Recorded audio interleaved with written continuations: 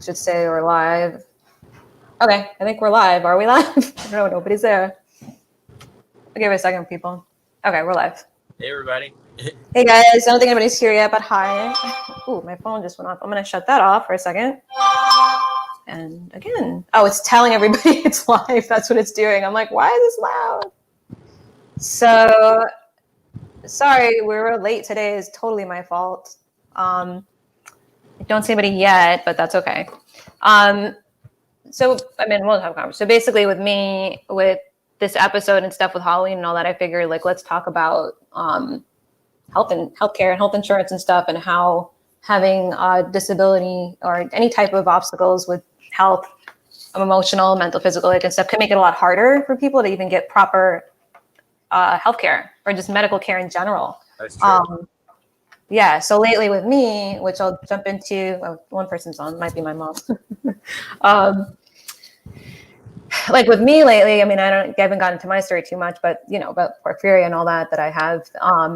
The problem with insurance is that they can just change it like that, like in a second. Like you can have, yeah, like like 1 second it's we cover this doctor and this and this, and the next second you're just like, what the fuck? Like, you're not covering this now? Like, okay. Yeah, they're so now completely fickle, you know, they're just.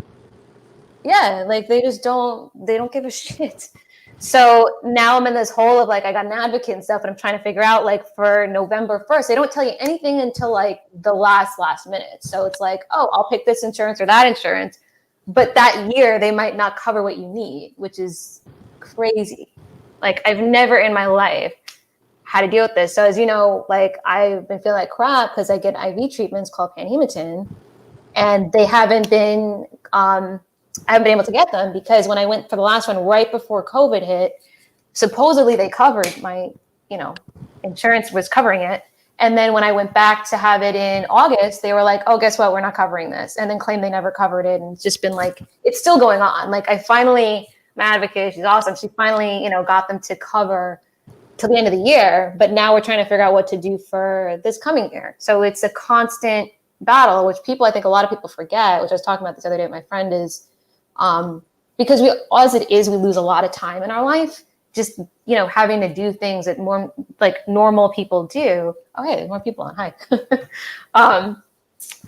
That we're kind of forced to be in this hole of like constantly feeling like we're digging ourselves out of, and it's ridiculous. And the whole system that we're in with healthcare in this country it's crap for everybody at this point. Like the doctors I was talking to was in the hospital a few weeks ago and stuff were saying it too.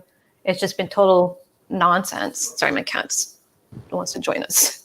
Oh. But how have you been doing and stuff? Like, what's been going on with you? Yeah, it's been like sort of weird because you know, like depending upon, because like a lot of autoimmunes or your emotions are completely woven into the autoimmune disorder itself, and so, like, you know, I try to, you know, whenever, like, because of you know, social distancing and, you know, how things are going. Oh yeah. And stuff like that, and that's not. I'm really missing people and stuff like that, and even the people I'm close with, I can't, like, you know, go out and spend time outdoors because of my compromised immune system. So kind of getting some cabin fever. I know. Yeah, it's like all of a sudden I feel like I just like snapped. Like, I've been fine, and then all of a sudden I just was like, I can't do this anymore. Yeah, I'm gonna just like, yeah. That's how I feel. Like a cute thing. Like I was talking about the llama hike thing. Like, my cousin decided, like, we're trying to figure out what to do because her birthday's on the 2nd, mine's on Halloween, and we're like, what could we do? Yeah, I know. Like, it's so funny. Like, I have the vampire disease and my birthday's on Halloween. Like, what are the chances of that? Like, it's so crazy. Oh, sorry. One quick thing. Yeah. Where's the link to share for everybody? Oh, okay. Can't seem to find it anywhere. I don't know what I'm doing wrong. You know what? I have it on my phone. Let me do that. It's weird the way it is on YouTube and stuff. Like, it doesn't send it. It just Well, I mean, on Facebook. Like, where's the? Are we streaming? The Facebook. It's streaming. It should be streaming on the iLLest Entertainers. I don't think it was streaming on my regular one. Let me see really quick. I don't see it on there. I know. I don't either. Like, what the hell is going on here? Let me go to mine. Let me grab it. Oh, I see it here. Okay, here it is. Oh, wait a minute. Yeah, it's way down there. That's weird. Yeah, like what the heck? Okay, I see it now. I'm sorry. No, it's okay. Did you get it? Like to invite? Yeah, I shared it right now. Okay, cool. Yeah, let me share it too because I don't know. I look like a Bond villain. I do. You look awesome. Oh, thank you. I'm like, damn, I gotta like clean up.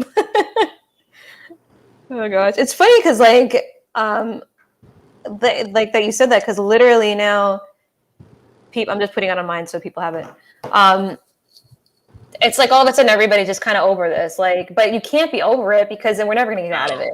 You know, it's like this catch-22 of like people that are just like fuck it, whatever, and then they're fucking it over for everybody else. So it's really shitty. Yeah, it is, and it's. I know that there's got to be. I mean, it probably already is like policies in place because of everything and stuff like that. But in terms of on a personal level for everybody, you know, it's like everyone has to find like a new methodology about how to go about their week now, you know, because you can't do the same things. Although as time progresses, there's like a little bit things open up, but still, I think, you know, there was that earlier part. I can't remember exactly when it was, but there was that kind of like spree of insanity people have for a moment where they start going to parties like nonstop. Yeah. Like that. Mm-hmm. And then like COVID like tripled, you know. I was like, everyone's like, oh, can't do that, you know. It's like, well, obviously you can't, but I think a lot of people forgot that, you know, and so there's still a lot of sort of catch up on everything because of that. Yeah. And exactly. Right. We're definitely behind a lot of things, but I think like, I mean, I didn't really go out much before COVID, but just the fact that I know, right? That was like, I was even telling Liz like you know, I don't know if we're going to, but it was like some talk about like finally like traveling, doing something. Even though like I use a wheelchair and I get super tired, and I was like, man, I'm just gonna try to figure something out, you know? No, yeah. And now it's like, nope. Like, scratch that. Not gonna happen. Yeah, exactly. But musically, and you make music, so one good thing that actually a lot of good things that come out of it. I'm not totally negative about it, but musically, like when music has really come to life, through this process, and like kind of out of nowhere, like I'm just trying new things, you know. And I'm glad that song's doing really good. I'm like, that's really so awesome. So awesome. I'm like, you should get in a movie or something. I was thinking when I was listening today, I'm like, he really should get this in a movie. Like, I could see it. Yeah, like I could definitely hear it in that. It's on Spotify. I'm like verified now on Spotify. As a singer-songwriter, and I was like, whoa, this is cool. So, I mean, I've been making music since I was in my 20s, but I don't think I took it as seriously as I should have until now. I know, like that's I feel like I am. Like a friend of mine hit me up and she was like, do you want to start a girl band and all this? And I wanted to before, but I just had so much shit going on. Like it was just one thing after the other. And I was like, I don't have time. I can't. And then like literally recently she hit me up again. I was glad she was persistent because I'm so like, fuck everything sometimes. Like, like even with me trying to get me to be consistent. But I was glad she did because now like I've been going through some cover songs and stuff. So we're gonna do a lot of like extra electric violin in it and synthesizers. And I'm looking at getting like a 5-string violin now because I have the 4-string electric violin. So I want to get the 5-string, so I can like really go all out. But we're gonna do like 90s style grunge music, but like with a twist. So that'll be fun. But there's some apps and stuff which are cool that you can collab, even if you're not physically with somebody. Like we can still work together, even though like she's at her place and I'm at my place, which is great. So that makes it really, really fun. Yeah. Oh, we're trying to put C2L. We're thinking of calling it Crazy Cat, the Crazy Cat Ladies. My friend just wrote a comment. You should start. I mean, you don't have to do that, but that'd be kind of funny if you had alter ego characters. Or at least in a promo or something, and then like you do the Crazy Cat Lady, like put like hair rollers in your hair, and you have like six cats like with Photoshopper on you and stuff like that.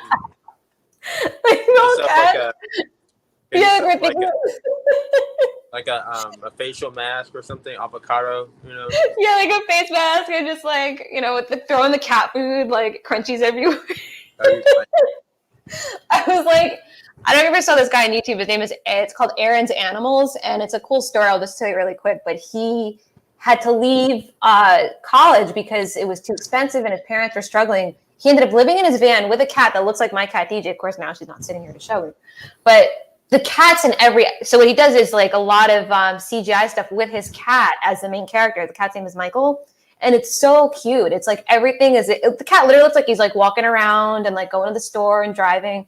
And he did this and taught himself everything and didn't even have to finish college. And now he like makes like millions. It was so cool. Yeah. So that was awesome. So one of my ideas is like, we should do like something with our cats, like rocking out or something, like, you know, like FaceTiming as if it was like two cats instead of us. I'm trying to, so we'll see. Yeah, I'm trying to sort of catalog, like, you know, like slice of life type stuff, and in terms of pets. Yeah, it's not out yet. I apologize to the editor already, like, you know, because I was sick like for a while. that's okay. Last week, and then like trying to catch up and stuff. But it's like industrial. What's it? It's like industrial. Yeah, send it. Like you can send it, and then I'll post it. I'm looking up real quick. It's an interesting way of saying it, but basically they interviewed me and they sent me the questions already about my song and music. But one of the several questions about just like had nothing to do with music, like what kind of pets you have, and so I'm trying to get pictures of all the pets and stuff, and like favorite foods, yeah, all this stuff. That's cool. That's cute.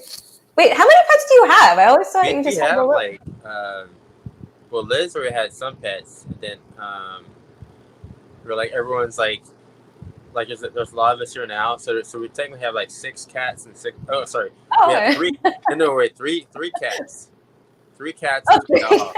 Yeah, 3 cats and 2 dogs. You know, so I forgot about that. That's cute. Well, your dog's so cute. It doesn't even look real. It's ridiculous. Oh yeah, he doesn't look real. He doesn't. I remember when I saw him, I was like, what? He's cute. But like with the social distance things, I'm sure some people watching know this because I was like, I'm so excited about it. It's like the first time I get to go out. So before I was saying was the llama hike thing was, so you literally go on a hike with a llama or alpaca, like same thing. But they love to be social. And the lady was telling me on the phone the other night that they've had to be shut down for the whole year. So all that time they usually would have people there, they couldn't. And they usually only do it certain times of the year because, you know, it's hot. They have a lot of fur. They shave them down, but it's cute. You have to do it in a small group and you walk like for an hour, but there's a break in between and stuff. But they also do stuff where you don't have to go for the walk. You can just kind of chill with them. So it's cute. I like that. It's a cute idea. I've never done it. So I'm like, is it similar to like, was it goat yoga or something? They do, yeah, they have that. It's like goatga or something. Yeah, exactly. Yeah, they have that at one of the other places. There's only 2 places in my area with this, but they might even do some in Texas. It's like a thing now that they're doing. But it's a cute idea. So I'm like, whatever. I'm gonna try it and see if it's cool. But I like that it's outside and animals, like my favorite thing. And then with your friends, you can go in a small group, and it's not like super expensive either. Like honestly, I feel like they're almost undercharging. But it should be fun. I'll let you know how it is. It's pretty cool. Oh, I found the real. Actually, there's 2 different names. They have real industrial music, and they have an industrial music culture. It's the same. Okay, send it. I'm gonna put it in. Did you message me it? If you message me on Facebook, I can drop it in as an image, and then also like in the comments, like it's right here, so I can do that. Yeah. Okay, I'm sending it right now. Okay. But yeah, it's like this sort of long interview I have with them. I had to complete, but it's like a video one. That's why I had to wait. If it was just like, actually, I did write them back already with the answers, but I have to do like sort of like this, you know, where I'm doing a video. I want to make sure it's like high production, so we gotta make sure we have our studio space prepped and prepared. And I don't know if I'm gonna do it like this, but I kind of like wanted, when it comes up to some of the subjects like food, I was kind of wondering if I was gonna actually have my favorite foods on the show when I'm doing that, or just like show pictures, you know. But I have pictures already. I'll at least do that, you know. But like one of them was like my favorite lunch was like Your breakfast. favorite lunch? Yeah, favorite lunch, Oh, okay. breakfast, dinner, and lunch is like a vegan mac and cheese that Liz makes, and then Oh, she makes it from scratch. Oh my god, I need the recipe. I'm trying to find a good recipe. I legitimately am. Like, that's awesome. and then one of them is like dinner. It's like, well, everything's vegan because I'm vegan, but so I don't know why I'm saying vegan first, but I'm like vegan pizza, vegan, yeah, but Yeah, same. pizza. But I'm like ice cream addict, so everything would be like cashew ice cream for me. I'll wow, do that. Oh yeah, I love ice cream. expensive ice cream. Cashews are expensive. It's like $6 for like a little tiny one. So I don't have it all the time. So I guess that's like a good thing because I would be like super unhealthy. That's okay. I'm slipping down here. It's like it's hard Karen will sometimes. do this to distract people. My left leg, like on my left side, is tires out faster than my right. So a lot of times, like I'm constantly like moving because like one of my butt cheeks is like dies on me.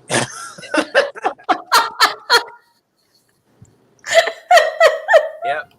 One of my butt cheeks dies on me. Just goes up. Man. It's like not gonna do it, dude. Not today. Oh I'm my like, God. come on, man. I'm like talking, I'm looking down.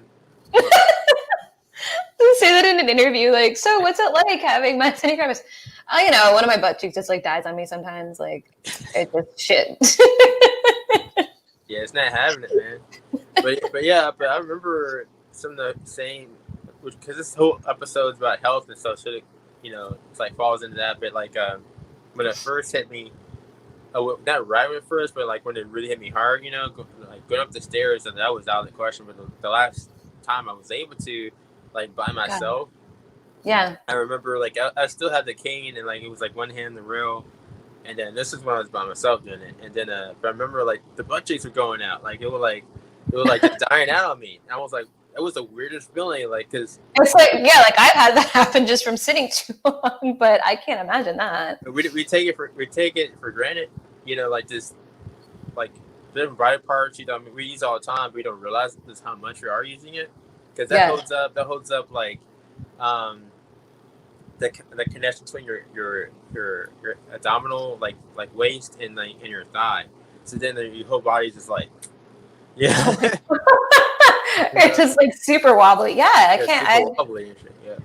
I didn't even think of that. Yeah, like it's funny. Like when I get like my legs and stuff will just go, and I'll get like swollen and stuff, and I can't walk. Like like I couldn't walk for a bit because I hadn't had the panhematin so long. I just felt like crap, and just literally like walking to the bathroom, I'm like, how bad do I have to pee right now? Like, do I really want to do this right now? But it's shit we just take for granted. Like people don't think about that, but we have to people like us have to like plan out going to the restroom. Like like if you're gonna move further away from the restroom, it's like okay, don't eat anything or drink anything until like have more energy or else. Oh yeah, like I can't even. It could be tricky, I don't even go through like Hasita, who's on the other show we do, Supportive Society and stuff. Like what she's been sharing a lot of what she goes through, like when she was showing her exercising and stuff. Yeah. And I'm like, I give her so much credit, like you guys, so much credit, because it's like I would be a little bitch complaining all the time. Like, I mean, I don't really complain about what I go through, but I don't know. It's almost like whatever out there gave me this was like, okay, Emily would lose her mind with this. Like, let's give her. She likes food, but she's not. Like eating is a problem with me sometimes. We all have our moments though, but I know what you're saying. But yeah, it's like I guess because the will to survive it for most people is pretty strong. So even if you're in like a very like undesirable like state of being for that moment, you're kind of like, okay, I can still work with this.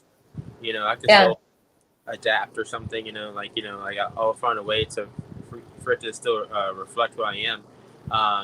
Man, I wish there was like 2 articles supposed to be coming out. One of them is like actually said like one of the reasons I got into modeling was because when you see something tangible and you see yourself in the mirror, it's not the same as you see yourself like after a photographer takes a picture of you. Because you have like lighting, you have a concept, either there's makeup, either you're doing your own makeup or it's makeup artist or whatever. So I think of that. Yeah.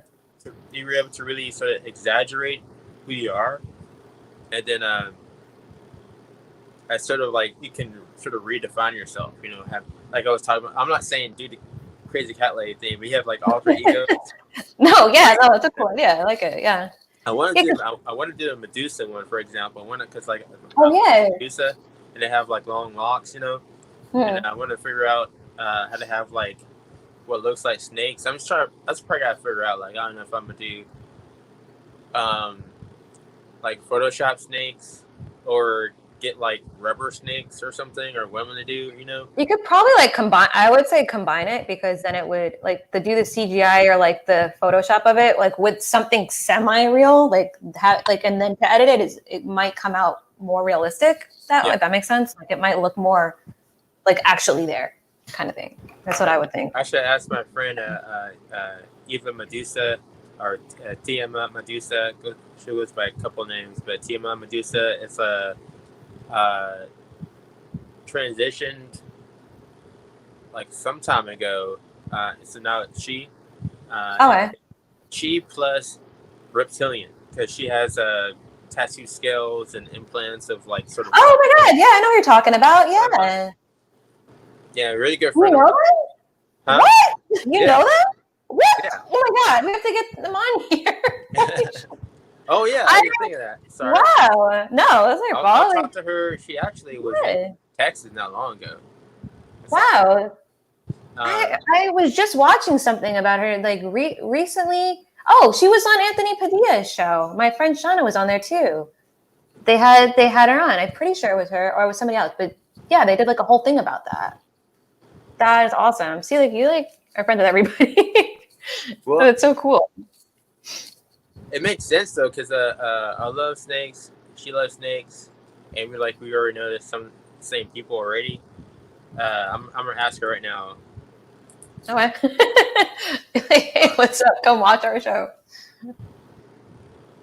That's so cool. But yeah, like I think I've never with teaching like I've had to like that's why I use like the Carmenator and stuff like that because a lot of times I was working at this one job that was just not for me. But they were like making me take down all my YouTube stuff, and I'm really upset I did that because I was starting to do really well and talking. What was their excuse for that? I mean, because the kids are finding it and like watching it, and then like I know like a few YouTubers through gaming and shit, and then it just became like a mess. Like they were trying to use that as a reason. Like, all right, I'll just say it. Whatever. It was a Catholic school, and they were not very cool. And the one that fired me, like they fired me when they found out I got sick. I had porphyria. Disaster. But what sucked was I was hindering what I wanted to do. And I was thinking about like, oh, maybe I should just make it like a different personality or do like what the gorillas do and like have it be all cartoon and all that. But I just felt like it was so much more work for me that I was like, I just want to write and I don't care about all this other stuff. Like, you know, this is my idea of like putting myself together, like whoop-de-doo. But I should have done it because I should have just put a different name up. And I just wasn't thinking at the time because I just come back from LA and I'm like, oh, I'll just do, you know, my music and YouTube. And then I started teaching more and then I had to get rid of it. And then I was blocking it and it just became a mess. So that's also why I kind of just kept the Carmenator stuff in case I want to do something else. I have that. But people could find you anyways now. It's not like the old days how it used to be. So there's that too. Oh, wait. But Tiamat Medusa or Tiamat Legion Medusa is writing back right now. Oh, okay. That's awesome. That's so cool. That's so crazy. Like, they just came out of nowhere. Like, yeah, by the way, I'm like, I was just, and for Halloween and everything, like, people would be like, what? That's really cool.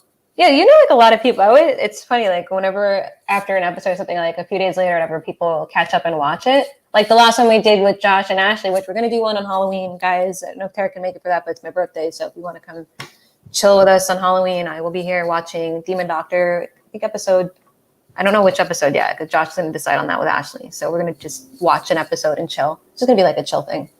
But like even with that and stuff, like everybody's always like, wow, like Tarik's so cool. Like he really, knows so many people. And I'm like, yeah, it's really dope. Like you didn't have to answer me and you did, and it just opened this whole other world. And like we were saying last time. I think that like this. I mean, I know I'm always saying this, but social media just is just this beautiful thing that connects us all together. It's I mean, it's not quite as extreme as what Elon Musk wants to have it to where it's the neural net. Where we're all like have our minds hooked up and stuff. That's crazy. Like, yeah, it's kind of cool, but I don't know. I think if it was external, if we could make it to where you can put something on, I'd be cool with it. But playing into my brain, so I don't know. Well, the funny thing is, I was watching something about like the stock market and like the technology and things, and like phone, like back when Steve Jobs and stuff were talking about like this idea, and it was like, oh, like you'll have your whole computer in the palm of your hand. People thought that was crazy. Like they thought the guy was nuts. They're just like, oh, you're ridiculous. And now it's like everybody has this, and it's just like it's like having like water next to you. It just doesn't matter. Like it's just a thing. Which is, I think, eventually maybe that's what will happen. But even with social media technology, I won't get too into politics and stuff, but I'll just dive into this a second. I had some conversations with people recently and saying that, like, I was saying how social media, is why I think things are getting more talked about, and with healthcare and everything, because people can show what goes on. Whereas before, like we'd said this in other episodes, especially in the Black Lives Matter episode, actually, how this wasn't as easily, for people to see without any editing. You can just, like right now we're live, like something could happen right now and it would be there, it'd be out there. Somebody could grab it, even if I took it off the internet. Like once you do something online, it's always there. People think they can get rid of it. You can't get rid of it. Like that, it's for life. It's going to be there. Exactly. Somebody could always grab it. So that there's something even I forget sometimes, but there's such an organic, almost like a life of its own with that, respect to that, and at the same time it's sort of I mean there's pros and cons to anything, but I think there's ultimately like over time it's starting to lend itself to a more positive note in terms of using interfaces like Zoom or StreamYard or whatever like that, or Facebook Live, and you see all these like independent companies start popping up, things like that, and it gives people. And it's sort of like, this is a product that is not physical. Yeah. So it's really weird, It is, yeah. Like I guess a service or something, or access. We're getting access. So we're all sort of like finding like green ways to sort of streamline things. Versus like, I feel really bad for the newspaper industry because, I mean, newspapers, well, there's a certain nostalgia for me. I'm 42, newspapers, I grew up with that, and that was like, that's how you found news, TV and newspapers, and that was it.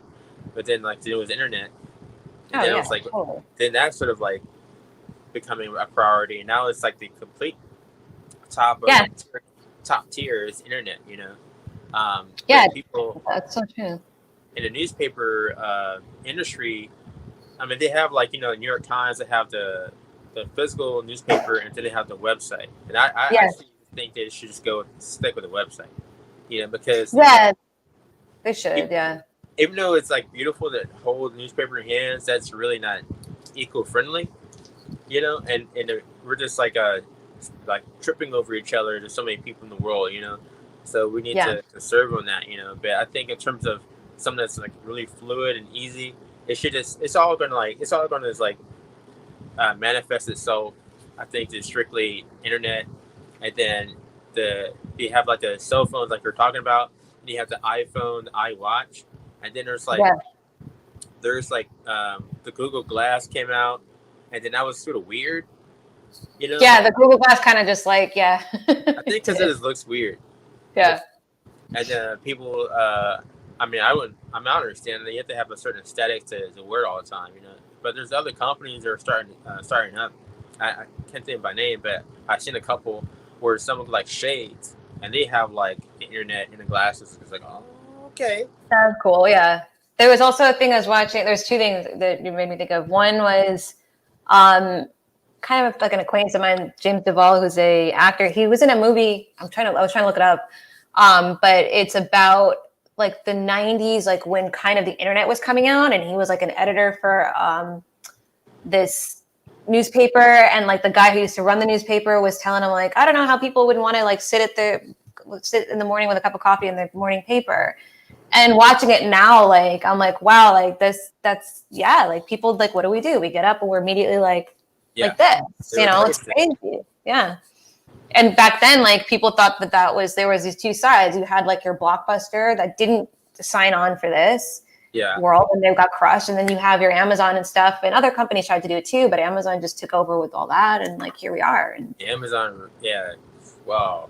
Amazon's a trip. But,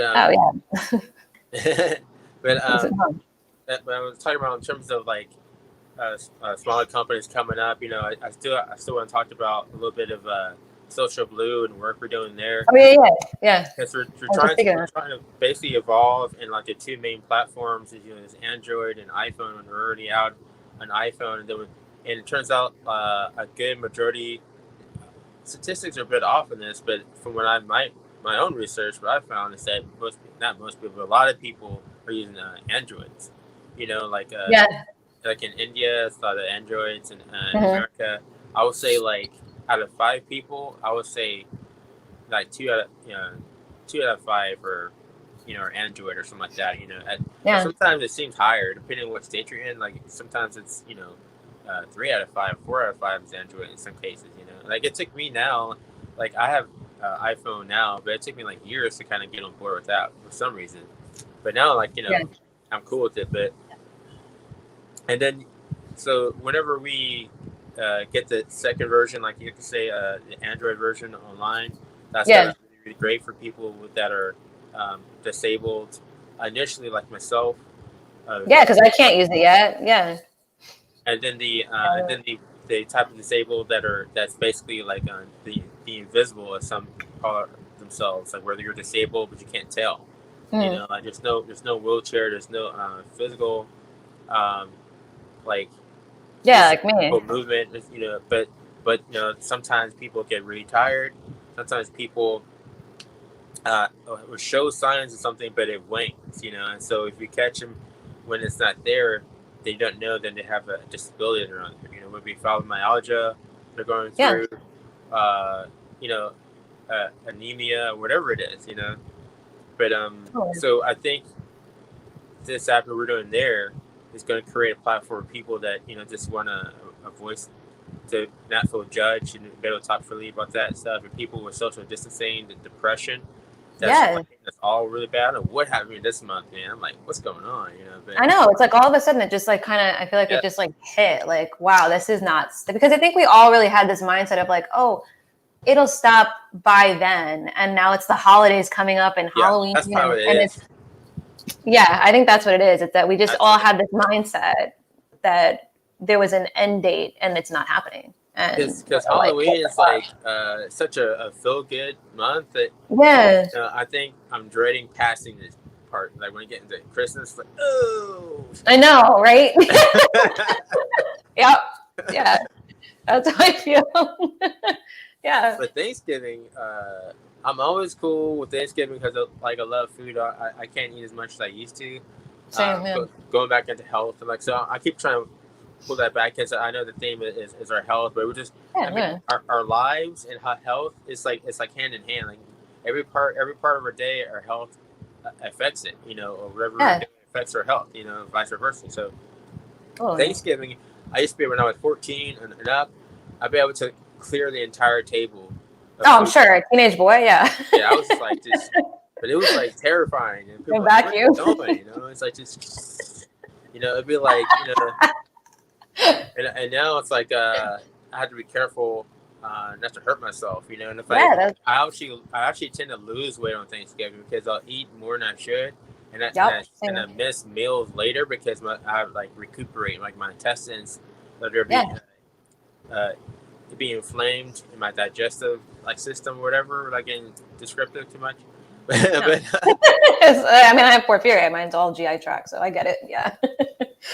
That's like me. Like I used to, which was funny with me, and like a little bit into my story was like I've mentioned before, is I got down to like 75, 80 pounds, and doctors were like, oh, like she just doesn't want to eat, or it's just her nerves and blah, blah. And I was a kid that always wanted to eat. I wasn't like a heavy set kid, but like I ran track and stuff. And then the first thing I got on the car, my mom would be like, what's for dinner? Like, did you get food ready? Like, I need to eat right now. Like, I wasn't about like I had kids in my classes that would like ask the teacher how many calories are in a list leaf. Like, fuck. Yeah, it was crazy. Like -2. Right. Like, I was just like, like, I thought they were kidding. It's sad. And I've said this before too. I've had people say to me, like, girls especially, and this is why a lot of them I don't deal with, is, oh, if you're so lucky you have that, like, you have to worry about what you eat, so you'll always stay slim. And I'm like, the hell? Like, that's just weird. But I always liked to eat, and now it's funny, like, I'll be more like, if sometimes, like, if I have a choice to eat like my favorite ice cream or something I'm not that thrilled about that's a little healthier, I might sometimes go for that ice cream, because if I'm going to feel like shit, I want to feel like shit over something that I like, you know? Yeah. That makes sense? Really. Like, that sometimes I'll do that. You have to go for it. It's like, just go for it. Like, you know, like, I mean, ultimately I try to eat healthy too, but then some days you're like, you know, just enjoy yourself, you know? Yeah. You know?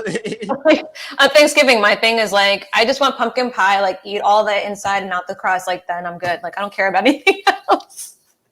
I literally will. Like, anybody of my friends watching this will be like, yeah, Josh just, oh, hi, Josh. He's watching. He said ice cream always. Hell yeah, ice cream. It's like, I don't know why it took me this long to start eating vegan ice cream. Because they weren't that good. Well, maybe that's what it was, but now they're pretty good. You know, they've upped their game, because I was really, really having a hard time with that.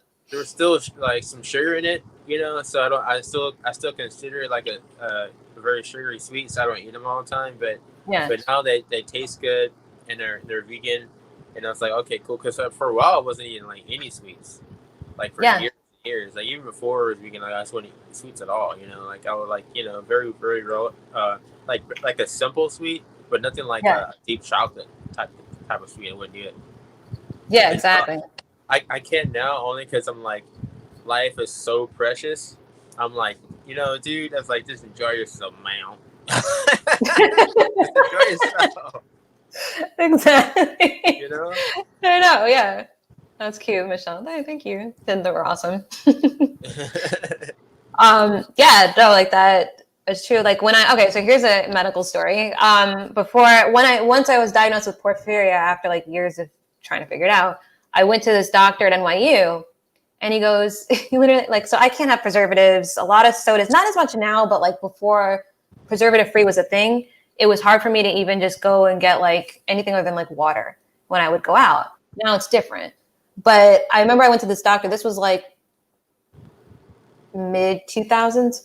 And probably 2006. So anyways, he was like, oh, get yourself like a big thing of like soda and drink it and eat candy. And we're like, I literally would black out if I ate all that crap because of the preservatives in it.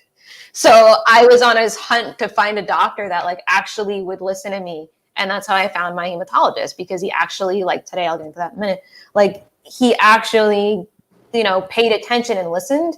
And I think that that's a lot of problems too. And then when you're saying about people that see when I go out to eat and stuff, sometimes they're like, oh, she's fine. Like, what is she talking about? Like, she can eat. What's the problem?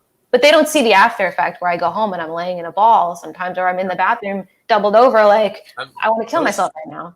Most of the day I'm in a ball. Like, I would say in the morning for a little bit, but like after after dinner, I haven't had dinner yet. I had, like, same.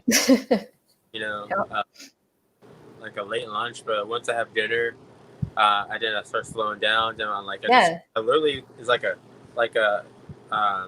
okay. So since this is the episode about health, I'm just gonna go there, man. Because go ahead. So basically, what happens to me is like from at least I think we're reversed, but this is my left side. Okay, but this is my left. That's my left side, and it's like a mirror. Like, this whole left side of the body just like turns off, like I'm paralyzed. What? You know, like not like a does it tingle at all, or like it just like you could go like this, like weird. It feels like immense pressure. Okay. Like, on the joints, you know, and then like the body itself, there's like a disconnect. It feels like my left shoulder is pulling away, which it kind of does a little bit, and then my left eye starts closing. Because I have myasthenia gravis, but also have ocular myasthenia gravis on top of that. So like, that's why the lights are always so like on the side. Yeah, to have it like on the side of you. Yeah. I'm like, I'm not looking straight at it, which is weird. I'm kind of like this. I'm like, I look at the camera and then at you. I'm like, but okay. when my eye starts closing, and then my fingers, like this one especially, this left, it's weird. It's all left. It's like this left side of the hand closes like that, and then my hip and my left knee and my toes start like curling. You know. Wow. Did they like know why? Like what triggers that? They just say like the muscle, because when people forget that people just think that your muscles are straight, but your muscles have a counterbalance. There's like muscle in the front, sides, inside, and the back, and they all work together just to stay straight. And once you start getting tired, one of them starts doing this, and then starts going that way because it can't. It can't adjust itself, you know, and especially the tendons in your arms. There's a lot of pressure in your tendons. So when this like, even when you're asleep, there's still pressure like 24/7. But I can't do 24/7. So there's a big part of the day, my hand like starts going like that, you know. And God, that sucks. Yeah. Yeah. So it's like it's pretty much like every day I'm paralyzed every day at some point of the day. At some point, not the entire day, you know. Unless sometimes it lasts longer. If like whenever the pandemic really hit and there was like moments when medication. It was hard to get medication at first, and it was longer. And then if I'm really stressed, it's like really bad, you know. Like it will last like a long time, you know. Yeah, I remember you mentioned that about like how when you get stressed. Sorry, I mean to pick up, but like when like stress, like that's almost a bigger. That's like a big thing for you. Like you cannot get stressed. Like it'll physically be destructive. I mean, there's like levels of stress I've finally been able to process, but there's like, you know, like if it's like super personal stress, you know, then it's like. That affects me, it's easier. Right. Oh, okay. But stress that affects people I love and close to, then that's when it's harder for me because, you know, I can't jump into someone's body and change their life. You know, I can't like, you know, so it's like, I guess the sense not be able to do as much, you know, because I used to be able to, if someone needed help, I'll just drive out there and see them, you know. If someone, you know, was short on something or something, I might work a couple odd jobs, you know, help somebody out or something, you know. So now, oh my gosh, that's so nice. Holy crap. Yeah. Now money is so tight. I mean, I used to be working like crazy. I used to work 3 jobs. Yeah, I remember like, telling me that. Was insane. Like, I mean, I used to have jobs that was just one job, you know, and I worked a lot of money that way. And then it was just too stressful. So I used to work at Whole Foods, Radio Shack, and Radio Shack. And like 2 different restaurants. And then like on the weekends, or at least one of the day on weekends, I'll be like a co-manager of the club and like helping, like, you know, then I start DJing at the club on top of that, which is more work, you know. Because like if you're a manager and it's like you have you have a partner and you're like, okay, like, well, I'm gonna leave early, just, you know, close up or something, you know.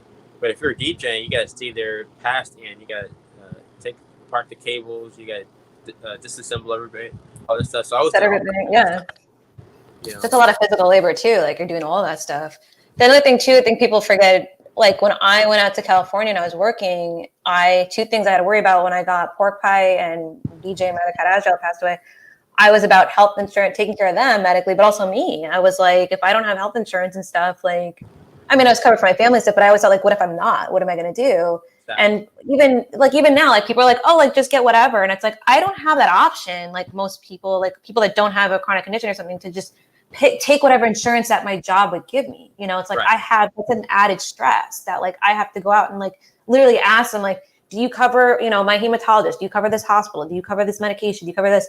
And they have to check all that stuff off for me to be able to even consider it, which makes it even less, you know, options for me versus somebody else. So that's like a whole, I think a lot of people don't realize that, because I've been kind of bringing that up sometimes when people ask me lately that aren't sick. Like they don't, I mean, they realize they want to explain it, but they don't have any idea. Like that's just another added thing. Theories about that, and I'm glad you said that, because you reminded me of something I meant to talk to you about.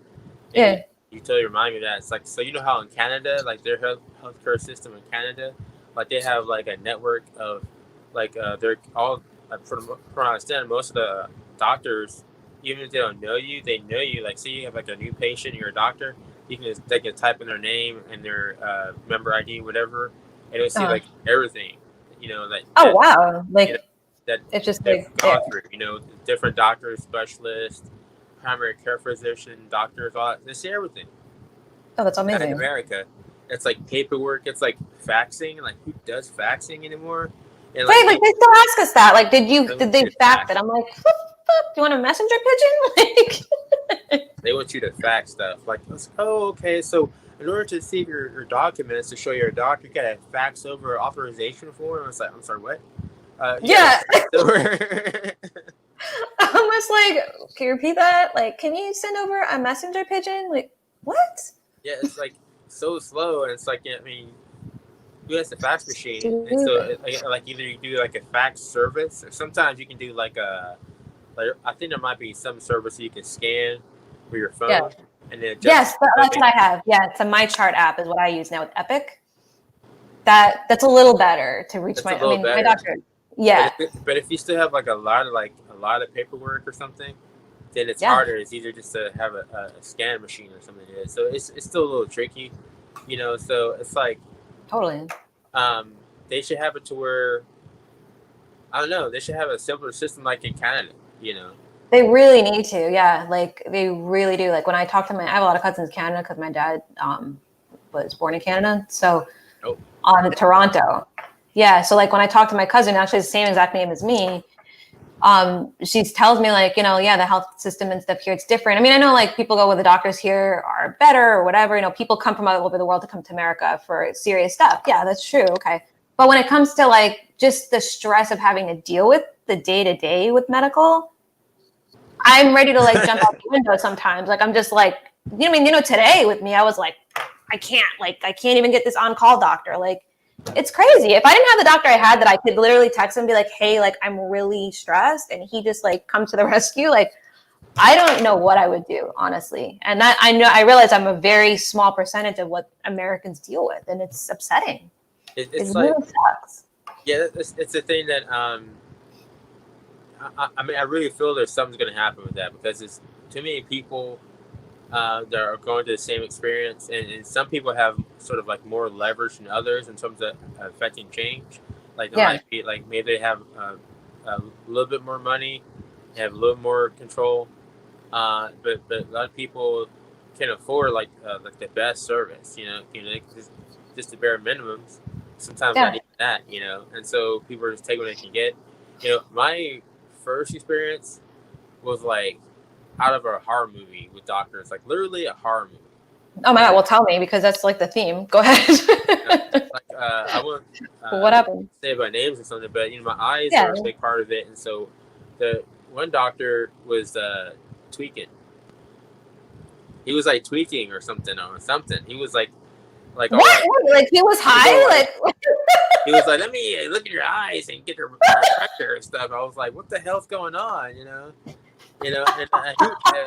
why was I recommended to you? Like, what did I do to deserve this? Like an 80s B horror movie situation. It was like that, It was like that, like hold me down and like trying to force my eyelids open and trying to look at blood pressure and stuff. And I was like, dude, And then another doctor wasn't physical, but I think I did mention it one time where I was talking like everything, what hurts. I'm like, everything hurts, And he was like so sarcastic and cynical about everything, and cracking jokes about shit, And I was like, man, like I'm in a state of this like confusion, and like I need to help me, I'm at your mercy, So that was the nurse or his assistant or something, and I was like, is he like that normally? He's like, he's always like that, and I was like, come on.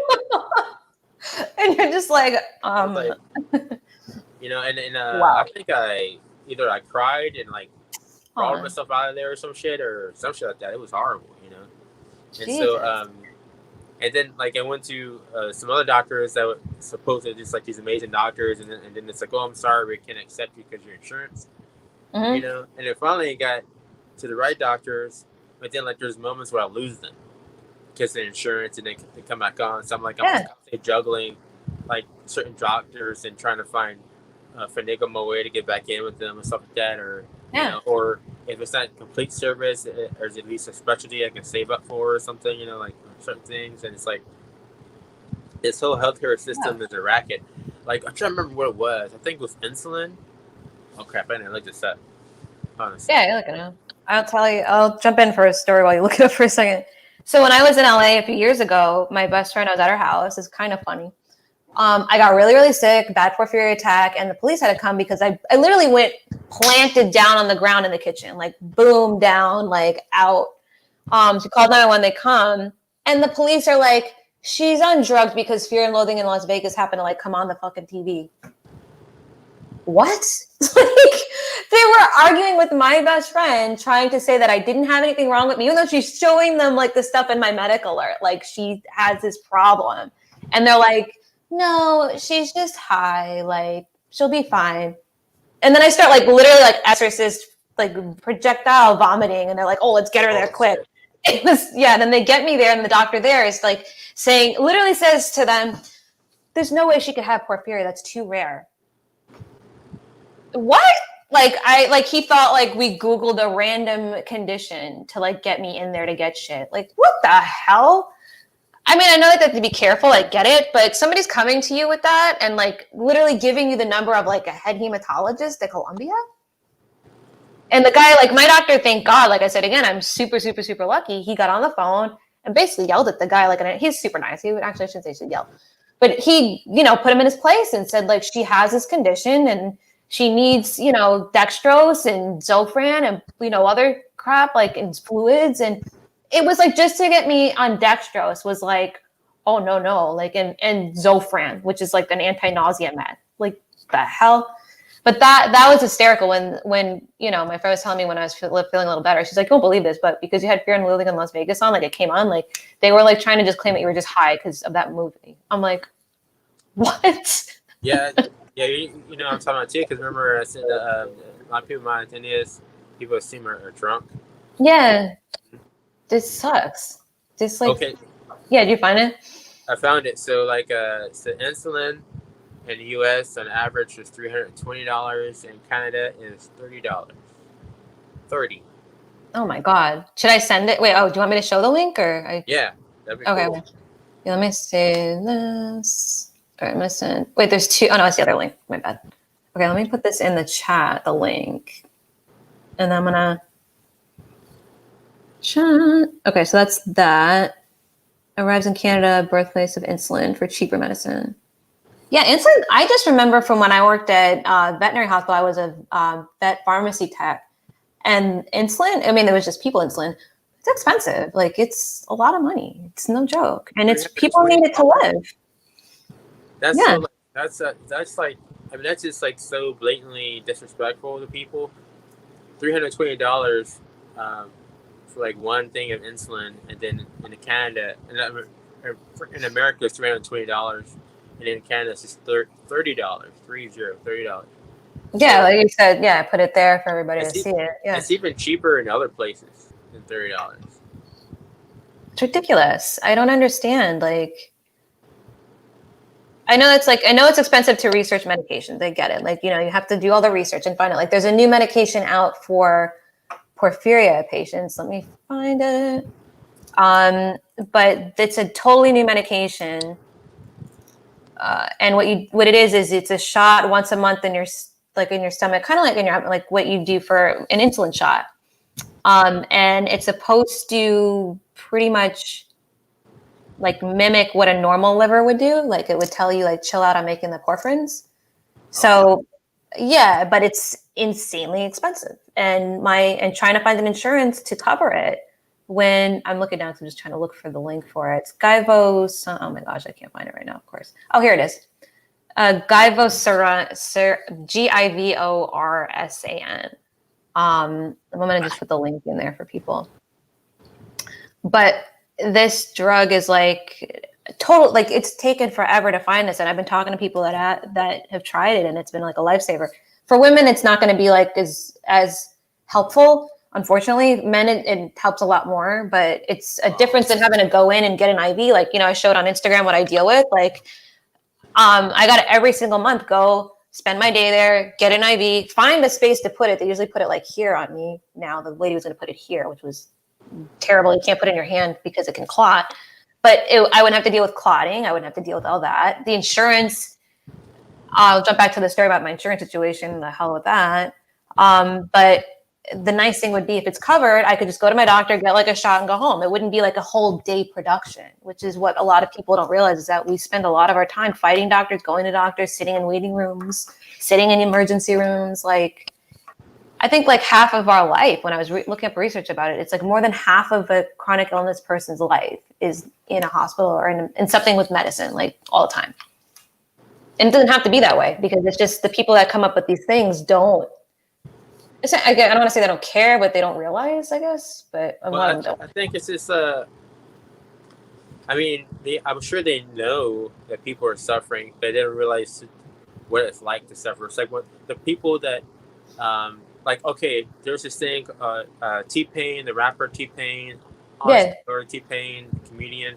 He's like several different things. I should remember the name of that show. Probably just pull it up while I'm talking or something. Yeah. But T-Pain does this thing where I think he has 2 seasons where he finds small businesses and larger businesses. There's pretty much any business that's unique. Yeah. And one of them was what was the name of it? It was amazing. It was like 6 people, 6 employees, all women, and they were making some of their skincare products, and some are like, you know, more like vaginal products for women.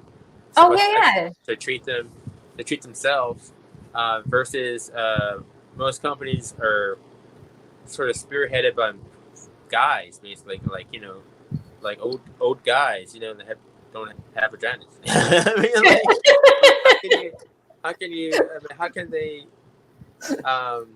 direct all that stuff, and the people they appoint under them to also be guys, and they don't know what the hell they're doing, you know? And so the lady that started this company, she said that, you know, she had her own personal trials and tribulations, or you know, because like she'll like try a product and she didn't realize that this product has like harsh chemicals, and she has like, you know, she got a reaction with this stuff. Mm-hmm. And then she started wondering about more holistic ways, and then so she said she had a dream that her ancestor from like old ancestors gave her like a sort of almost like a recipe formula how to take it. That's awesome. And she tried it and it worked. She was like, crazy. You know, and then her whole company was based off a dream. That's cool. Yeah, that's really cool. But she took her own health in her own hands. I'm trying to find the name of that show. No, go ahead. I know what you're talking about though. Like he goes around and like he shows like small, like not mom and pop, but like, you know, like small business stuff, right? Yeah, like this one said this one started off small, but then they did like a crowdfunding, and they got up to like I think 15 million. Wow! Yeah, holy shit. Insane. That's amazing. That's crazy. They also have this thing that it's what? Oh no, I'm saying he said like what she repeated herself because he couldn't believe. He's like, wow, that just shows that, you know, it's probably mostly women putting money into that because they know that it's a deficit. You know, it's like a huge need for this, you know. Definitely, yeah. That's really awesome. What was I just gonna say? Well, technology stuff too. It's about medical. It's called T-Pain School of Business. Okay. T-Pain School. School of Business. I forgot about that show. It's a great show. You know what else I was seeing? There's 2 new shows, which I think is good. They did it now. It's about social distancing, like comedy shows. There's one that's on NBC, and there's also one on Netflix. I'm so glad they came out with it because I've been feeling like I can't. And I found it. Okay, T-Pain School of Business. But it's like a really cool idea because a lot of people, you know, I think we've all been feeling kind of like this is never going to end. But I almost in a way felt like it's never going to end because, you know, is it never going to end now because now it's in media, like as a show, like how are they going to continue when this is over? Like I kind of got like conspiracy in my head a second, like what if they keep it like this so these shows can like do well? Like, I just need more sleep. Yeah,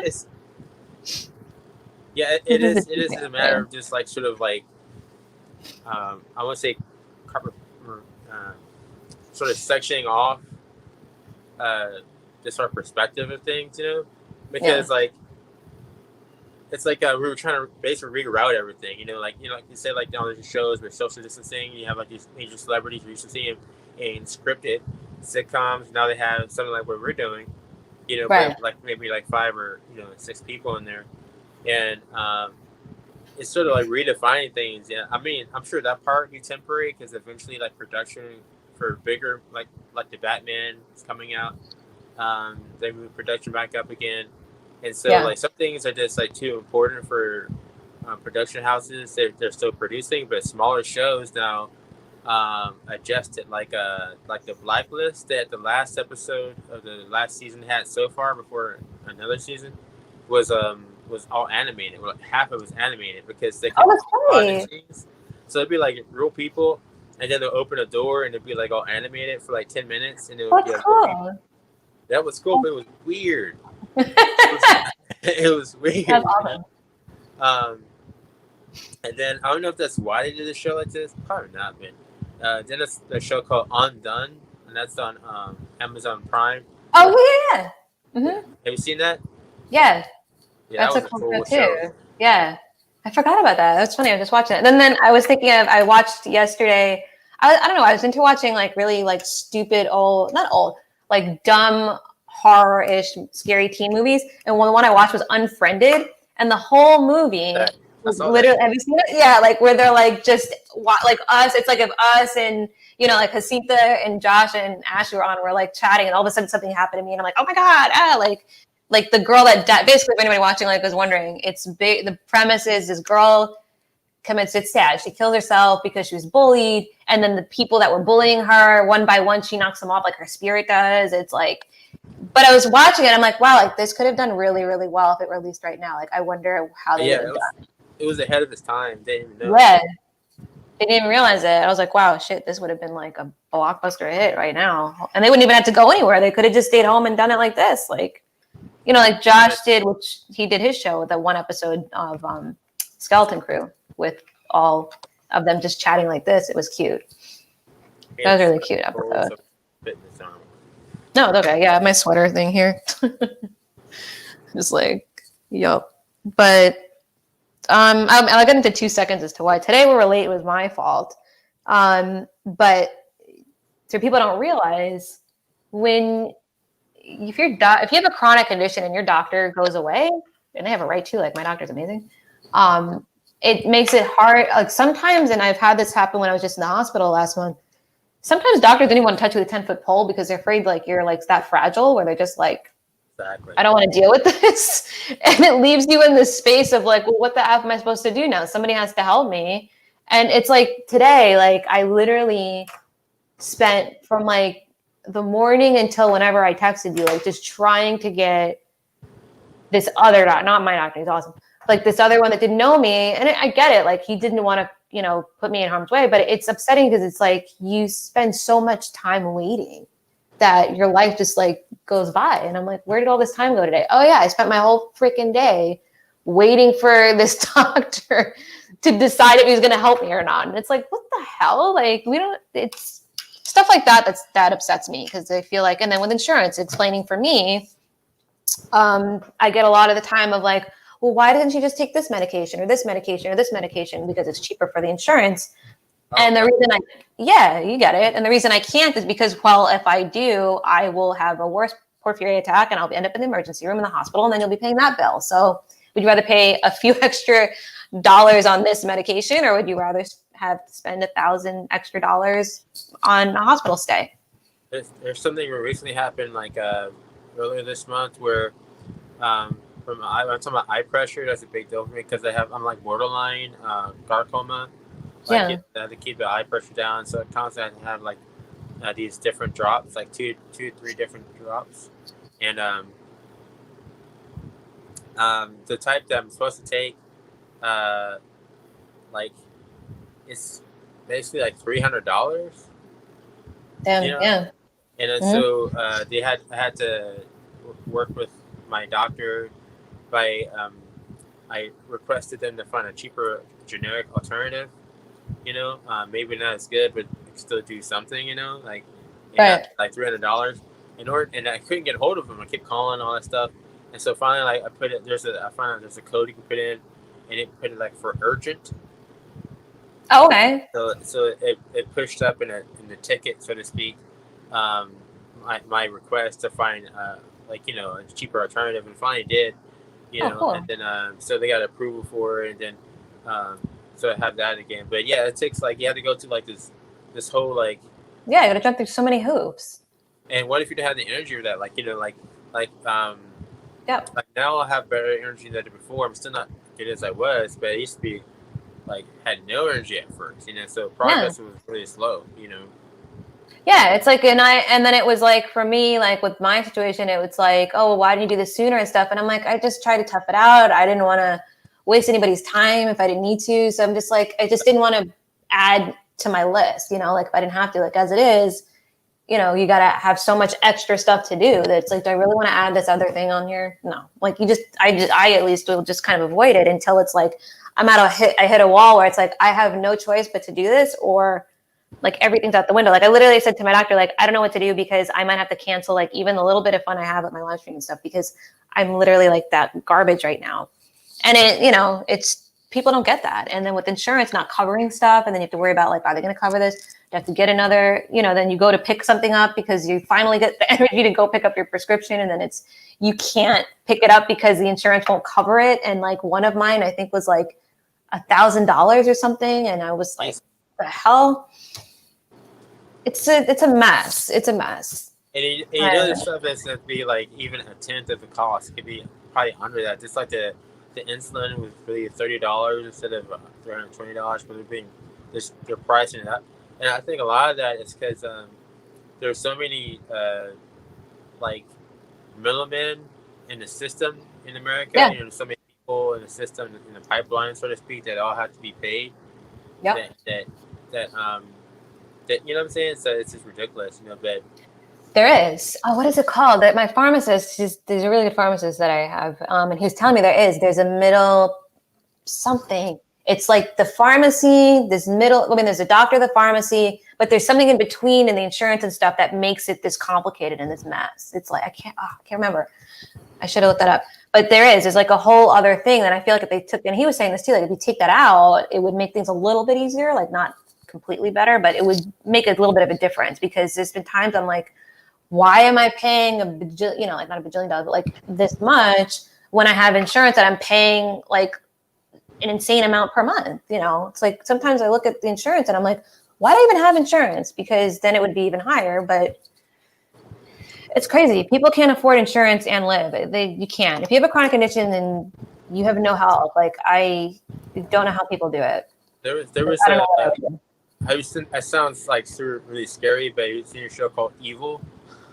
It's on my list. Wait, I was gonna watch it tonight. Give me like a rundown. Yeah, it's Netflix. It's a good show. You just read my mind. That's crazy. Like you literally just read my mind. Whole season. You should watch that. But I mean, it sounds like random. The reason I'm not gonna try to. I want to ruin anything in the show, but no way.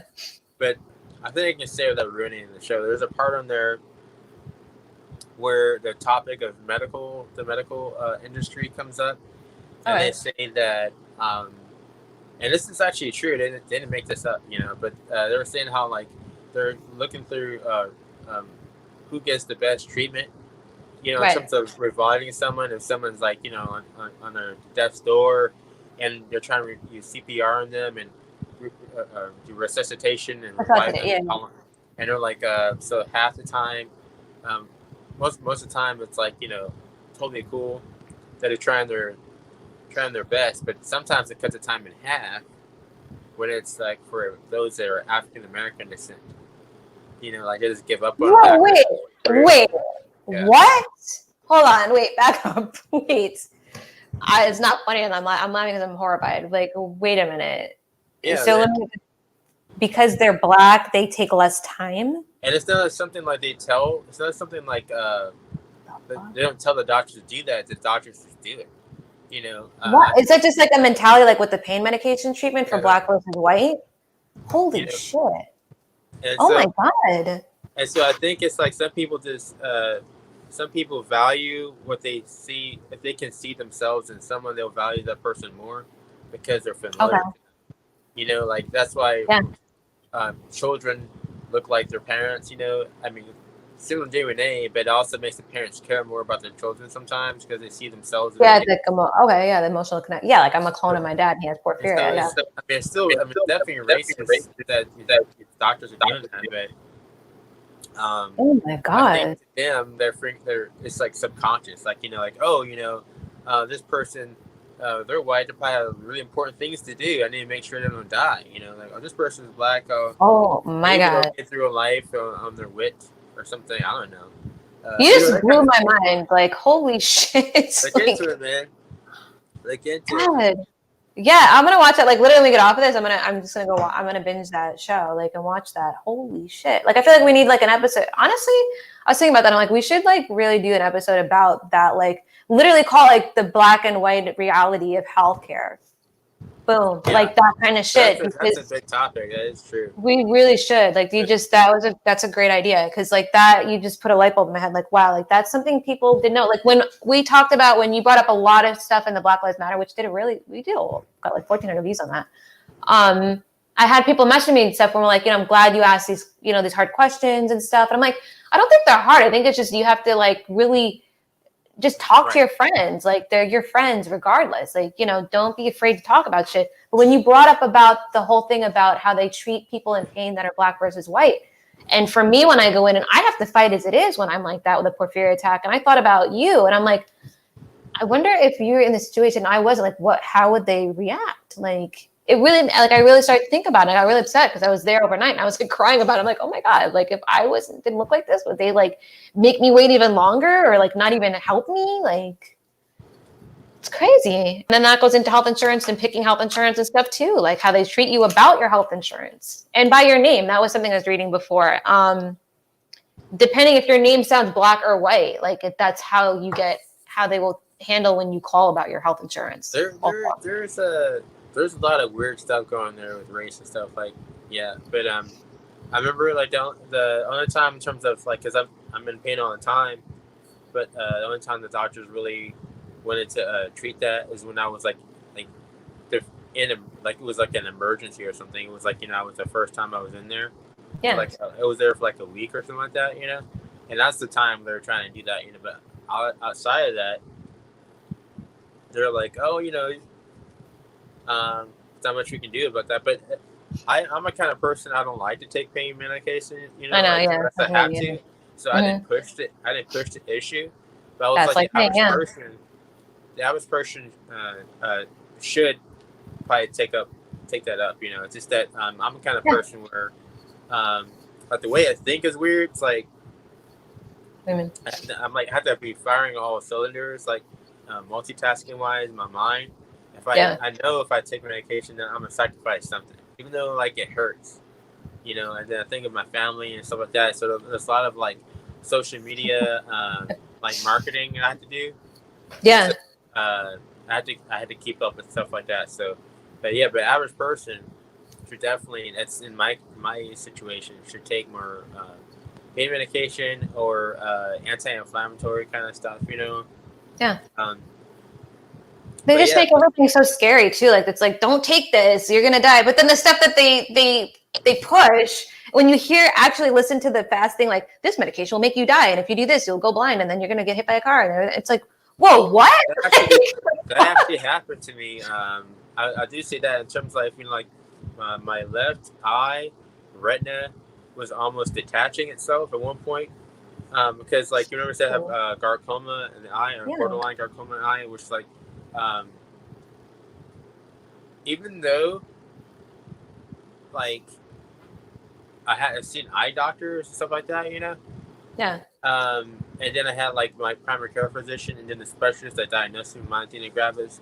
I was prescribed a steroid, which steroids I found out later on, for not like bodybuilder steroids, but steroids for people with like when they give me my panhematin, they give me a steroid. Yeah.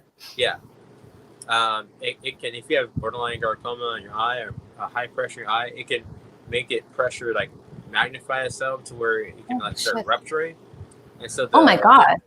the retina of my left eye was like pushing up, and it's like swollen. And so like, if it kept going, if I took that more, I would have like probably lost the sight of my left eye. Oh my God.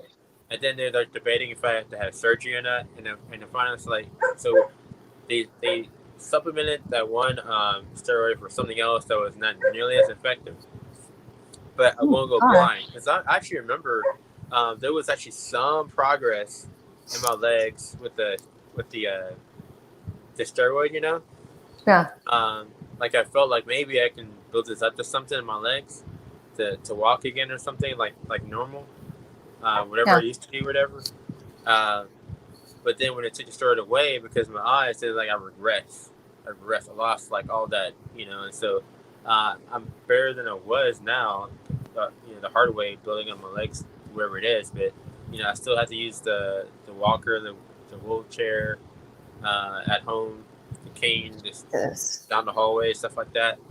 But I don't want to sacrifice my eye, you know. Right. Christ. That's the thing too. It's like they don't realize this, like the sacrifices that are made we make every day. You know, and you more than me.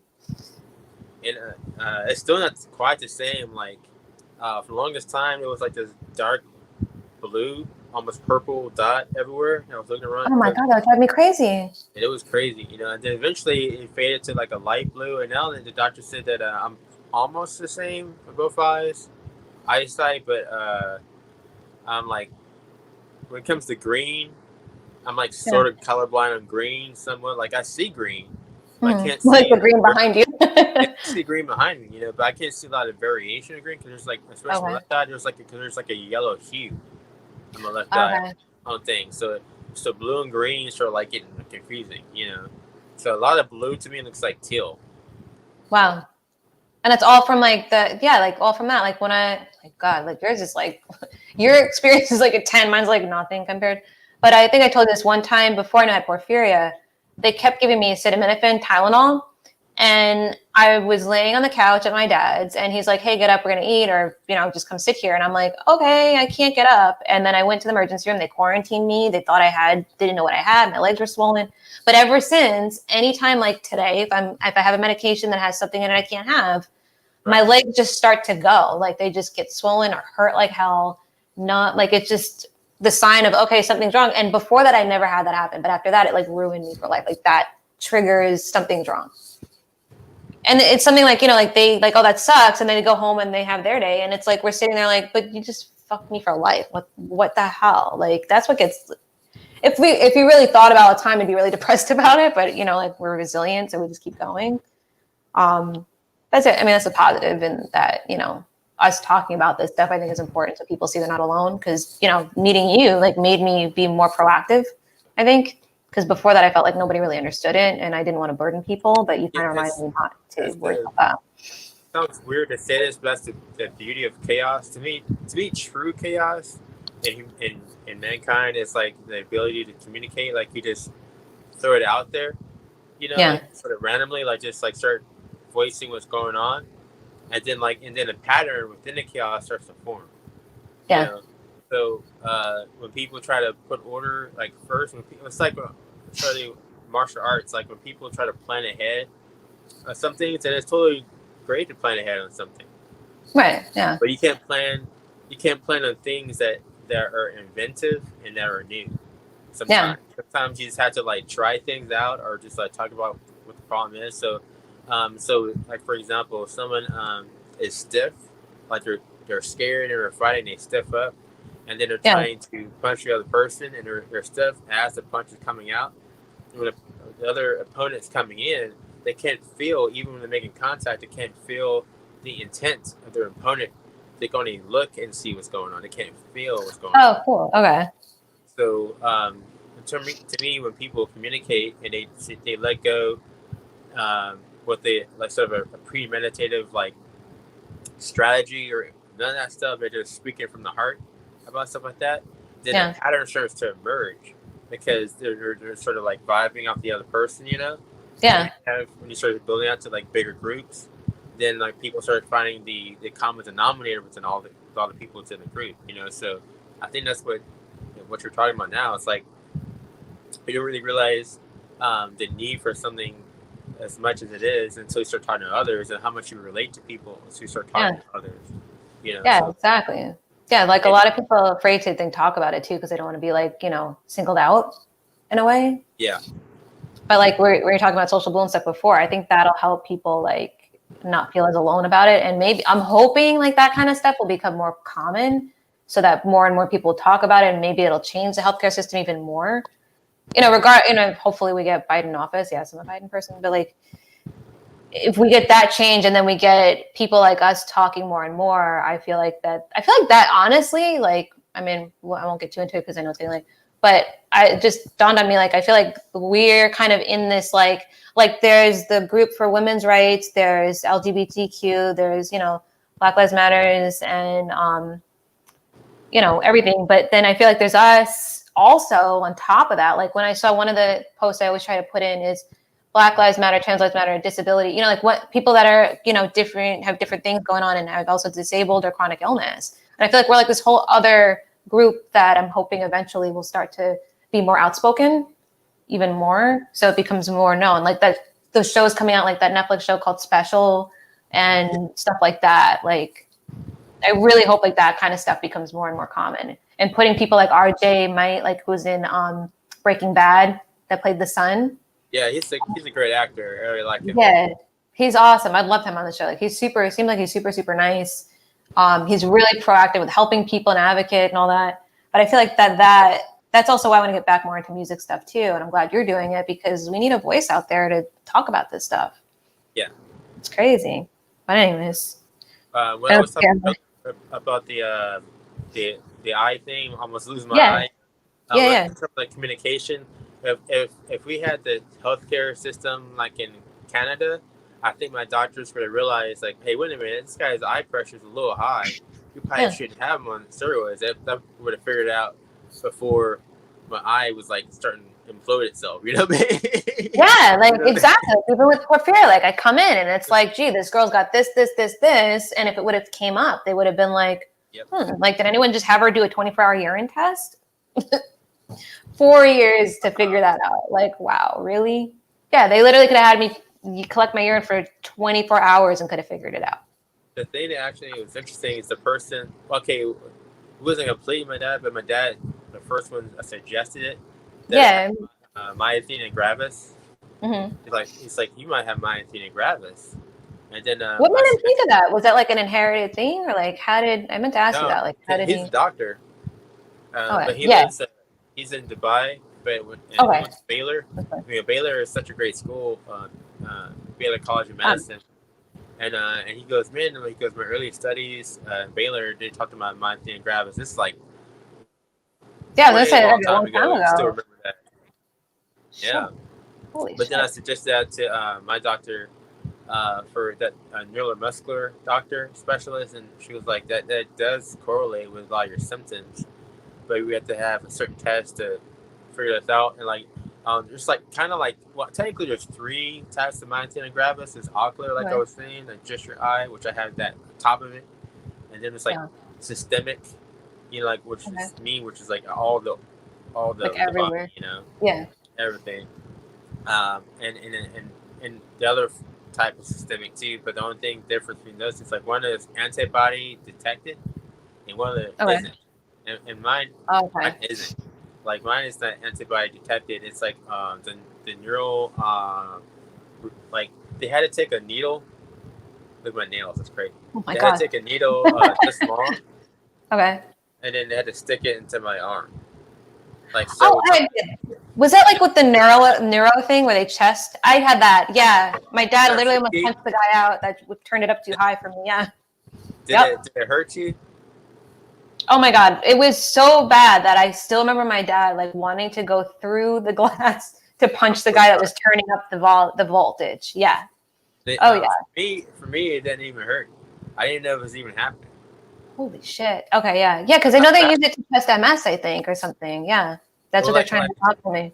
Like my right foot would keep moving, and that part was annoying. Like my right foot was shaking with electricity going through it because it was on my right arm, and it was like my right foot was shaking. But the Whoa. I was looking at Liz, and I looked up her. I was like, is it in yet or something? And she was like.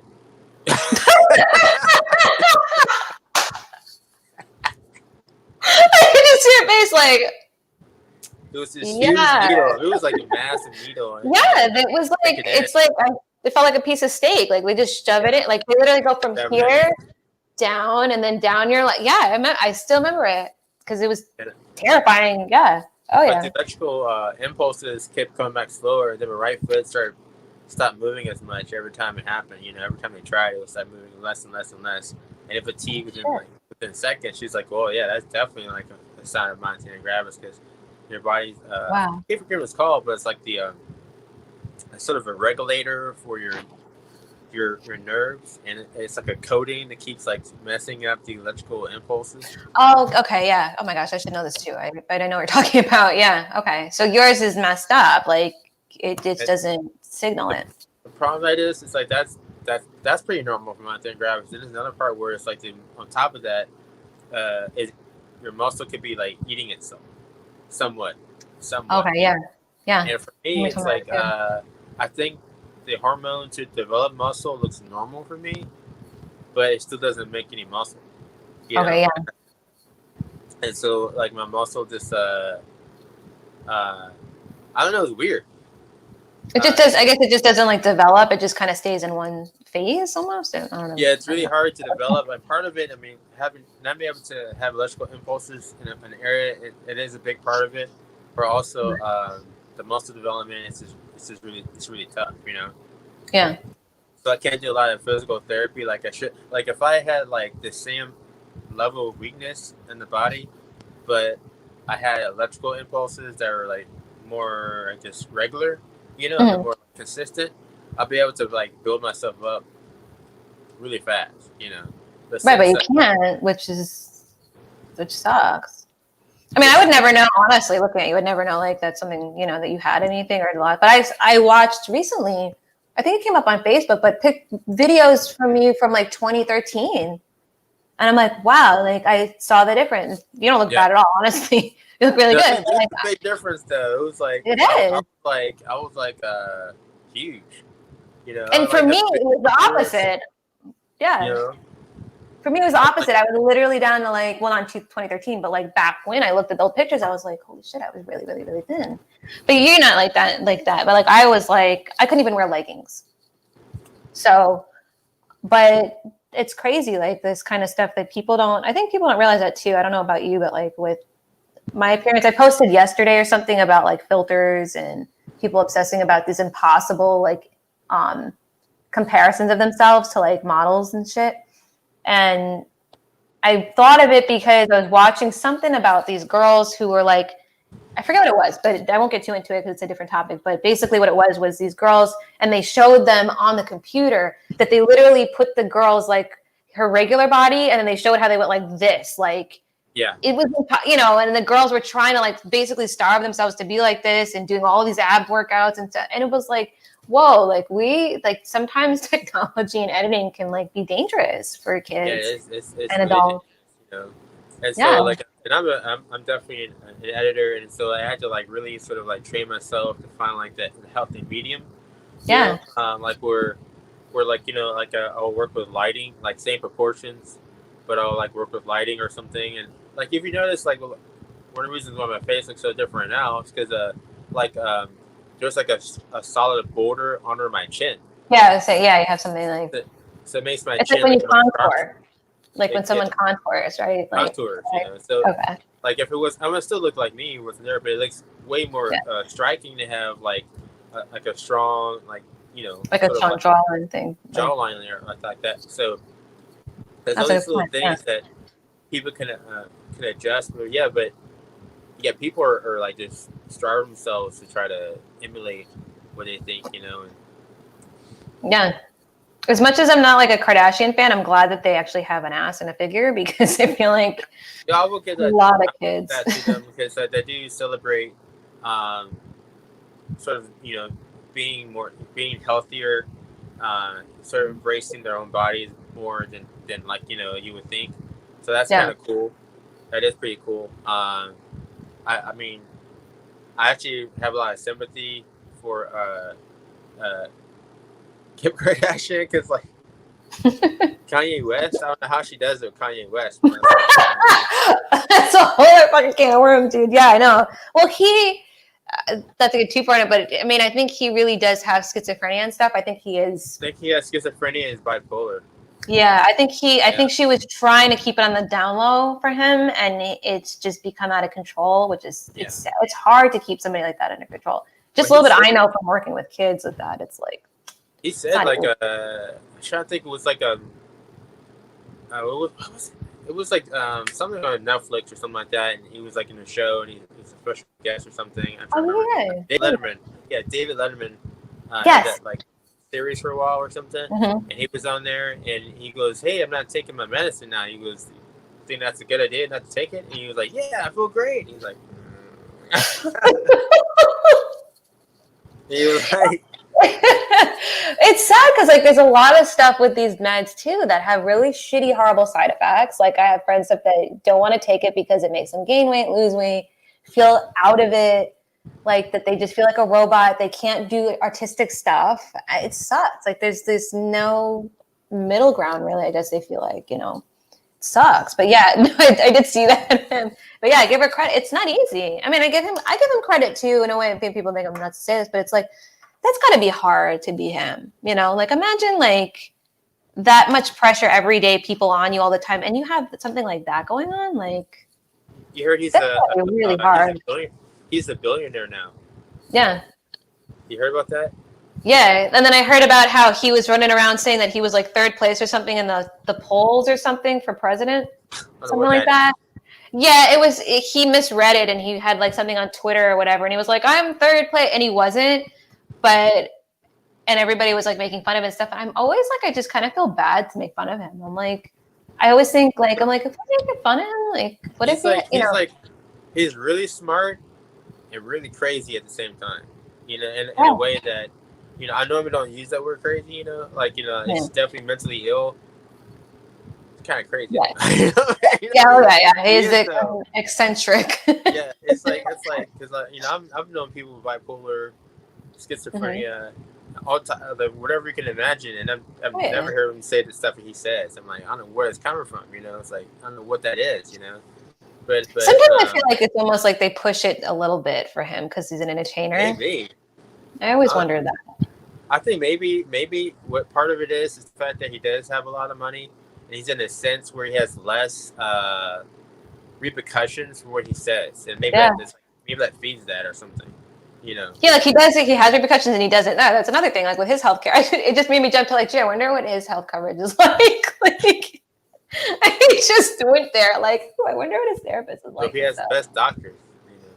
But that's what's sad. It's like you see that and you would think like, oh well, he should be fine. He's rich, and there you go. Like he's got problems too, man. Like he's got a lot of problems, and he's got all the money in the world, and he's still suffering. It's like, yeah, do I think maybe? It's hard to tell somebody, which is why it's a whole other story, is why there's a lot of homeless people that have schizophrenia and all that and blah, blah, blah. But I think it's hard for somebody, especially in his situation too, to keep it on the down low and keep it under control because he's got to constantly, just to be an entertainer would drive you crazy as a celebrity. It's like you're constantly on. I mean, I could get into the whole thing about like why I think Kurt Cobain died and all that, but like, you don't have a life. Your life is to be there for everybody else. You're constantly on. You have to always be like, hey, everything's great. I'm amazing. And you could have the shittiest day. Like what I was going through, I couldn't have canceled or told you. I would have just had to be on. Like, the hell with you, Emily. Good luck. Just deal with it and get on stage. You sign this contract. That's how it is. I've noticed, there is a fine line to a degree between, insanity and genius, because just to have that type of creativity, and to push the envelope, because Einstein believed that creativity is really the source of genius, and with celebrities, you'll see a lot of creative people that are really smart, like Snoop Dogg. His IQ is 147. Yeah, I just watched something about. my gosh, like read my mind again. Like, yeah, I was just reading something about him and his IQ and his intelligence. And yeah, a lot of people are, definitely. I mean, well, Einstein, they said that his teachers used to say like, oh, he's just going to work at a farm and do nothing. Can you imagine what this world would be like? Yeah, I thought he was like that he was underdeveloped mentally or something, but he was opposite of that, of course. But I think it's just Yeah. you know, he wasn't stimulated in school because he was like, why is this important, you know? Exactly. He was beyond it. Yeah. Yeah, he was so beyond that, you know. Yeah. But like Madonna, she has a high IQ, a very high IQ.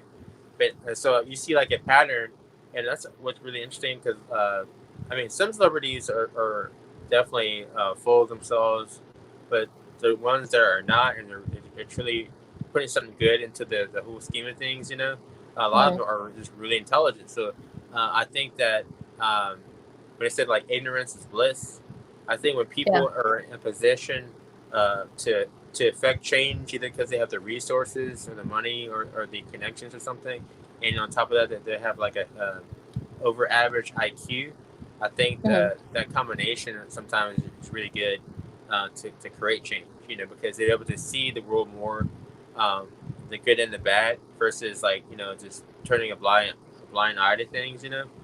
Yeah, like that's a good point. I like that. Yeah, exactly. And especially now, like yeah, kind of going full circle the whole conversation about, you know, music and stuff and all that and creative stuff. Like without that, I think we would all, especially now, like crash and burn. We totally would. But that's the other thing too. I was thinking, it's like with music industry and stuff, like because my friend that I'm doing this girl band duo with was, you know, we're talking about like, oh, we should play out and stuff. And then I'm like, but it's going to be half the capacity or less, and nobody's going to really hear it. We should just focus on online because people are going to see it then. For now, you know, it's like, why bother doing anything else? That's a whole other thing. Music and getting health insurance. You should put some of your music on TikTok. I know. Yeah. How do you? I'll message you. That's more than yeah. I was thinking about that. Like, I should do that. Get it on there so then people can use it, right? Well, both things. Like have an actual account where you upload your own videos using your music, and then also having where people can use your music. You know, and that's what I do. And I didn't realize this how fast that circulated. You know, I was like, oh, maybe I should try that. And it's like, you know, I was like, okay, wow. You know? Oh shit. Okay, so now I got to do that.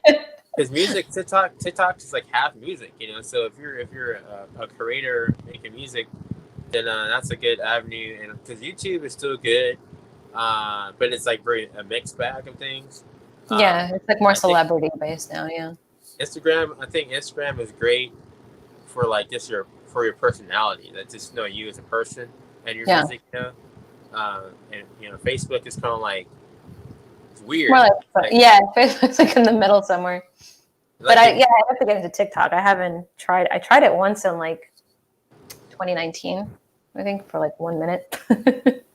like a few of them. For example, people that make music, you know, because right now people have to adapt, you know, and so like say like you, like if you have 350,000 plays on Spotify, I think that's $1,400.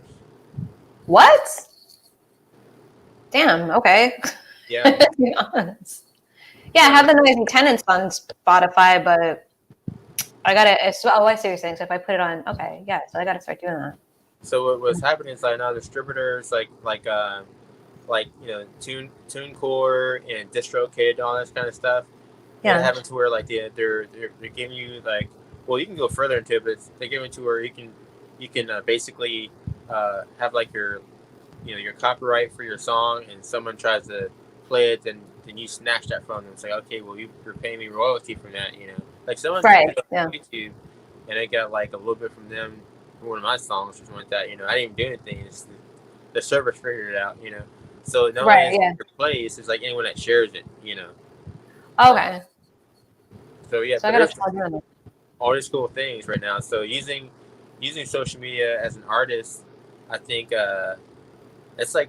it's really cool. It is, yeah. It's something like, you know, parents didn't have. Like me and Kate, like with this duo, like we're talking about our dads and their bands. We're actually going to think making the band name the combination of our dads' bands.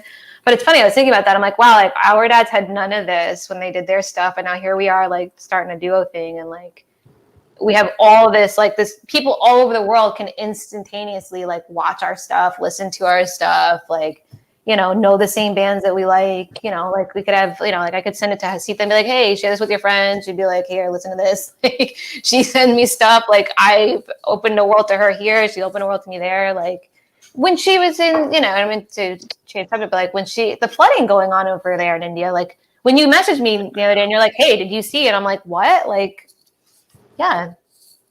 Technology does a lot. It's crazy. But I don't want to keep you too long. I know it's getting late. So. She's okay now, right? Yeah, I think she's okay. I saw she posted something about like that she was still at her cousin's, but then going home finally now. Because she was with her cousins when it happened. Yeah.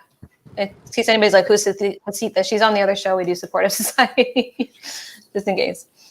But yeah, she's doing okay. But I never would have met her, if it wasn't for you. So it's crazy. Like, there's a lot of positive with it, for sure. Yeah, everyone that's watching, Hasita is one of the many influencers, a friend of ours that are in the supportive society or supportive culture. And if you want to be part of that, I don't know, movement? I don't know. Yeah, for real, like a movement, supportive society, trying to move. Supportive to each other and helping others lift each other up. Then get with Emily and write Emily here and see how you want to help out. Yeah, anybody, like hit us up, like let us know. Let me round it up. So on Halloween night at 7:30 or 7, I'm gonna have Josh from Sidekick Productions. They do the Sidekick Power on Monday night, so we're gonna announce that the Monday before Halloween. And then him and Ashley Monique are gonna come on, and Ashley Monique Menard, sorry, I always pronounce her name wrong, are going to come on. We're going to just kind of do a Halloween thing for like an hour or so and watch an episode of Demon Doctor, Josh's other show. It's more of a sci-fi / Buffy kind of thing. So we're going to do that and, just have like a chat and chill kind of Halloween thing. We're going to do that because it's my birthday and why not? But I mean, obviously, Tarik, if you want to jump on, you can. You totally just jump on. Like I'm going to just give him the link. So if he's free, he can just jump on and join us. So it'll be just fun, casual thing. It's like a bonus. Yeah. But I know it's getting late. We've been on a bit, but we started late. My arms like I know. I'm like when we get going, we're just like going over. But it's okay. It's a fun. This is a surprisingly good topic because that it is connecting to so many different infrastructures. So so like also anyone that's watching, if you want to put in the comments like ideas about what you want to see. Yeah, whatever you want to talk about. Exactly. Like I definitely want to do the one in the black and white of healthcare. I think that would be really, I think we should do that next time. It would be really, really dope. Because you teaching me so much about this that I had no idea about. And I was like, holy shit. So we'll definitely do that. But yeah, please write any comments, message us, Instagram us, whatever, what you think would work. And I'll get a hold of Tiamat Legion. Yes. See when she's available. She said she might be. She's real busy because she's doing a lot of appearances and music videos. Cool. That'd be cool. That's awesome. There's a YouTuber too I hit up. I just totally blanked on his name. Oh my gosh, it's so embarrassing. But he is going to come on also. He does a lot of he does a whole positivity channel. So I hit him up and said, if you want to join us sometime on Supportive Society, whatever. So that should be coming up like mid-November or something. I'll figure it out. But we'll do that too. But thanks, guys, for letting us come on later and joining us. And please share all this stuff because we talk about a lot of different things. And you don't have to watch the whole thing. I'm going to start to put in it. What I'm going to do after this is put the time thing. So if people want to just jump to stuff, they can jump to it. So I have to do that on all of them. But if you go back and you're like, I want to see what this topic is, like. You should timestamp Tarik's left buttocks dies.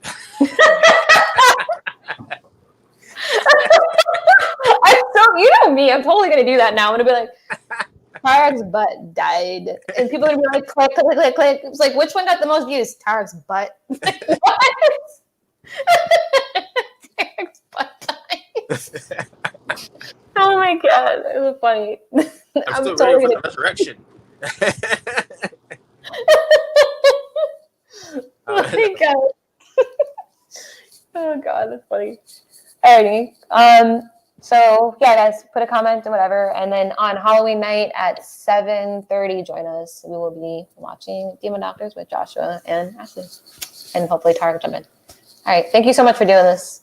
I really appreciate it. And this is our 6th episode already. Huh? Just awesome. This is the 6th episode of this. Wow, that's insane. Yeah, so we're keeping it rolling. Thank God.